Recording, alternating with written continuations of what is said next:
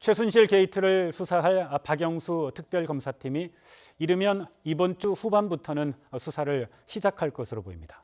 취재기자 전화로 연결해서 특검 수사 준비 상황 알아보도록 하겠습니다. 홍성기 기자. 네, 홍성기입니다. 네, 특검 수사가 예상보다 빨리 시작이 되는 모양이죠. 네, 그렇습니다. 이르면 이번 주 후반에도 수사를 시작할 수 있을 것으로 보입니다. 박영수 특별검사는 오늘 출근길에 수사 시작 시기는 속단할 수 없지만 조직과 사람이 준비되면 검찰 수사 기록을 검토한 뒤에 곧바로 수사에 착수할 것이라고 말했습니다. 특검법에 명시된 준비기간 20일을 다 쓰지 않고 준비되는 대로 수사에 들어가겠다는 뜻입니다.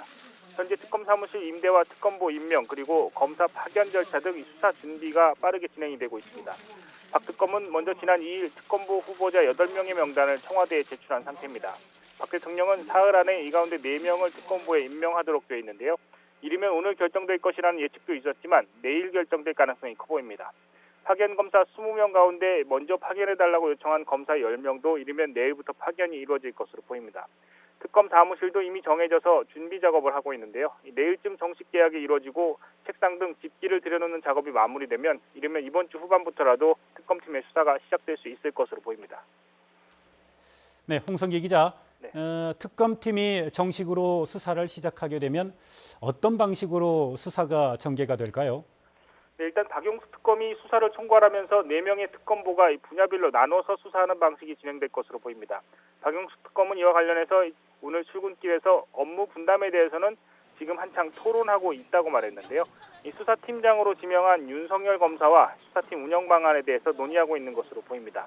이번 특검의 수사 대상은 상당히 방대하고 포괄적인데요. 이 미르와 K스포츠단 출연 과정을 비롯해서 최순실 씨의 국정농단 사건 그리고 대기업들의 뇌물 의혹과 우병우 전 수석의 직무유기 등 수사 대상이 많습니다. 또 세월호 7시간 의혹 등 특검법에 명시되진 않았지만 박영수 특검이 수사 의지를 피력한 부분까지 합치면 수사할 분야가 상당히 많은데요. 이 주요 수사 대상을 나눠서 4명의 특검보가 팀장을 맡아 수사하는 방식이 될 것으로 보입니다. 이 과정에서 수사팀장으로 지명된 윤석열 검사가 이들을 총괄하는 역할을 할지 아니면 별도의 팀을 꾸려서 한 분야를 수사를 할지는 아직 명확하진 않습니다.